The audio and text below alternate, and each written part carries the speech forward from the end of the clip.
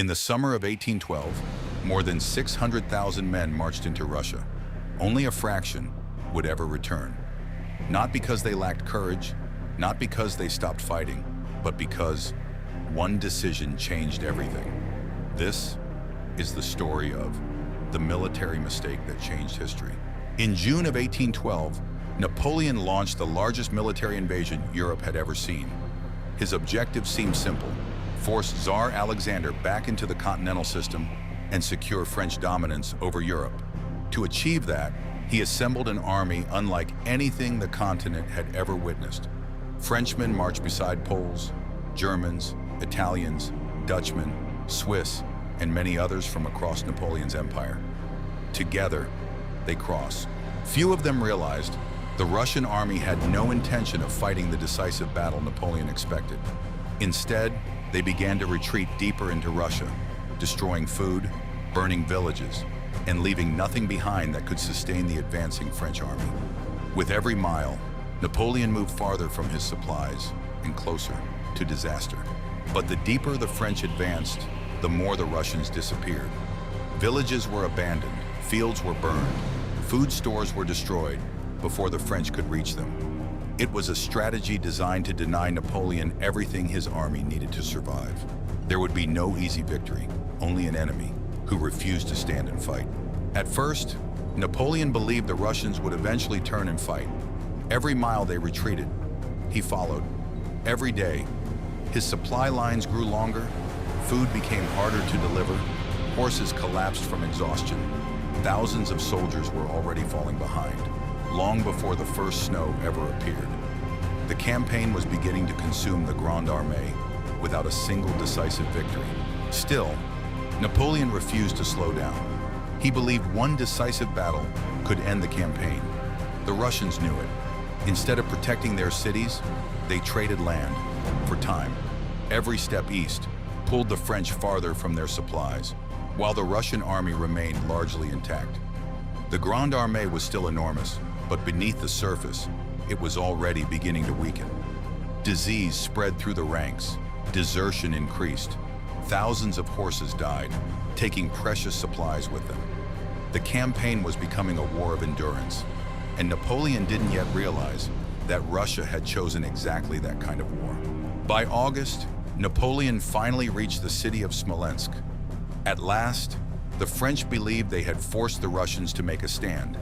The battle that followed was fierce. Artillery pounded the city for hours, while thousands of soldiers fought through smoke, fire, and collapsing streets. When the French finally entered Smolensk, they expected victory. Instead, they found another city in flames. Once again, the Russian army slipped away, leaving Napoleon with another empty prize. Despite the destruction, Napoleon believed the campaign was nearing its end. He was convinced that the Russians could not retreat forever. Sooner or later, they would have to defend Moscow. For the first time, the Russian high command agreed. A new commander had taken control. Field Marshal Mikhail Kutuzov believed another retreat would destroy the army's morale. He chose the ground carefully, near the village of Borodino. There, the largest and bloodiest battle of the entire campaign was about to begin. On September 7th, 1812, more than 250,000 soldiers faced each other near Borodino. Before sunrise, the silence was broken by the thunder of French artillery. Wave after wave, French infantry advanced across the battlefield. The Russians refused to break. Every hill, every redoubt was fought over again and again. By the end of the day, tens of thousands of men lay dead or wounded. Napoleon held the battlefield, but the Russian army still existed. It was a tactical victory, but not the decisive victory he had been searching for. The Russians refused to break. Every attack was met with relentless resistance. French soldiers captured earthworks, only to lose them again moments later. Cannons fired almost without pause, covering the battlefield in smoke and dust. By the afternoon, tens of thousands of men had already fallen. Yet neither side was willing to give way. The battle had become a brutal war of endurance, where every meter of ground was paid for in blood. As evening approached, the firing slowly began to fade.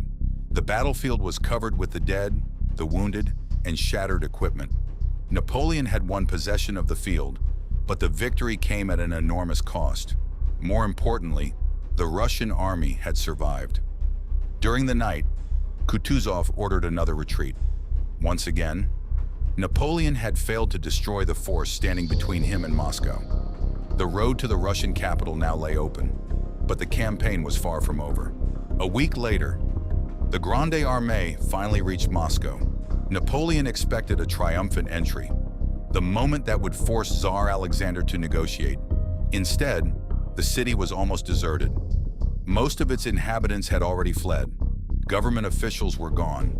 The Russian army had disappeared once again, and no delegation arrived to offer surrender. For the first time, Napoleon found himself occupying the enemy's greatest city, without achieving the political victory he had marched across Europe to secure. The road to Moscow was now open. With the Russian army in retreat, Napoleon believed the campaign had reached its final stage. Every mile brought his army closer to the political victory he had expected since crossing the Niemen River. But the Russians had no intention of surrendering. Tsar Alexander refused every proposal for peace. Instead, the French marched deeper into a country that seemed willing to sacrifice everything rather than submit. On September 14, 1812, the Grande Armée finally entered Moscow. The city that Napoleon had dreamed of capturing lay before him. But something was wrong. The streets were almost silent. Markets stood abandoned. Homes had been left behind. Most of Moscow's people had already fled, along with much of the city's leadership. There was no delegation waiting, no offer of peace, no surrender. Napoleon had captured Russia's greatest city, but not the victory he had expected. For days, Napoleon waited. He believed Tsar Alexander would eventually ask for peace. Instead, the nights grew brighter. Small fires began appearing across the city. Within hours, strong winds carried the flames from street to street. Entire districts were consumed by fire. Warehouses, homes, and supplies disappeared in the inferno. From the Kremlin, Napoleon watched Moscow burn.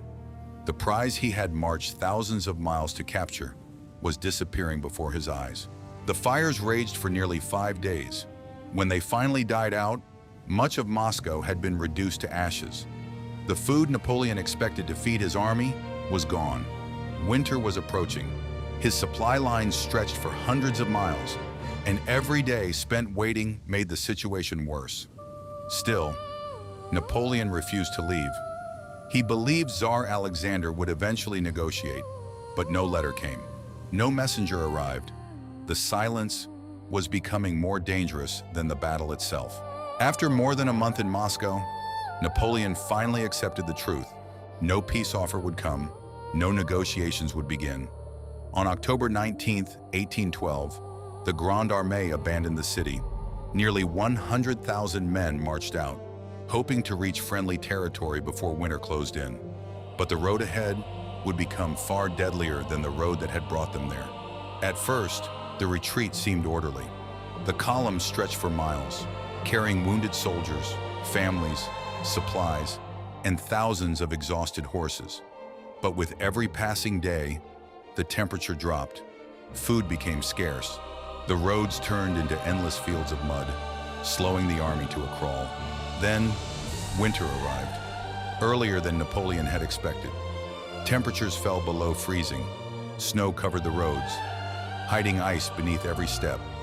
Men marched through the freezing wind, with little food, little shelter, and little hope. Thousands collapsed, never to rise again. Many froze where they stood, while others simply disappeared into the endless white wilderness. The cold was only the beginning. Starvation spread through the ranks. Horses died by the thousands, forcing soldiers to abandon wagons, artillery, and supplies. Without horses, there was no way to carry food or evacuate the wounded.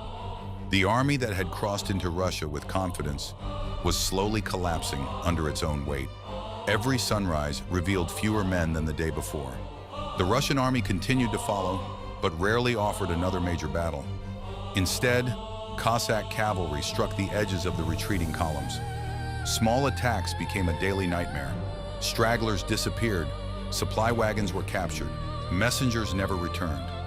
Every mile west, the Grande Armée grew smaller, not because of one decisive battle, but because it was being exhausted day after day. By late November, the remnants of the Grande Armée reached the Berezina River. What stood before them was not just another obstacle, it was a freezing river, with Russian armies closing in from multiple directions. Behind them, the enemy advanced. Ahead, there was no bridge, only icy water, and the desperate hope that somehow they could still escape. French engineers worked through the night, standing waist-deep in freezing water. With almost no proper equipment, they built 2 temporary bridges. Every minute mattered. The sound of Russian artillery grew louder with each passing hour. As the first soldiers crossed, thousands rushed forward. Discipline vanished. Panic took its place. The bridges held, but only for a time. Cannons, wagons, horses, and desperate civilians fought for the same narrow crossing. Many slipped into the freezing river. Others were crushed beneath the endless crowd. When the bridges were finally destroyed, thousands were still stranded on the eastern bank. For them, there would be no escape. When the campaign began, more than 600,000 soldiers crossed into Russia. Only a fraction returned. The Grande Armée, once considered the most powerful military force in Europe, had been shattered. Not by one battle, not by one winter, but by a campaign built on a fatal assumption. Napoleon believed he could force Russia to surrender. Before distance, time, and logistics turned against him. He was wrong, and that single mistake changed the course of history. When the last survivors finally crossed the frontier, they were almost unrecognizable. Cold, hunger, disease, and exhaustion had destroyed the greatest army Europe had ever seen. Of the more than 600,000 men who marched into Russia, only a fraction returned. The empire Napoleon had spent years building could never fully recover from what happened in 1812. From that moment on, the myth of his invincibility was gone. History remembers Napoleon as one of the greatest military commanders who ever lived. But even the greatest commanders can make catastrophic mistakes. The invasion of Russia was never decided by a single battle. It was decided by distance, by time, by logistics, and by an enemy that refused to fight on Napoleon's terms. One decision, one campaign, one mistake changed history forever. This was the military mistake that changed history.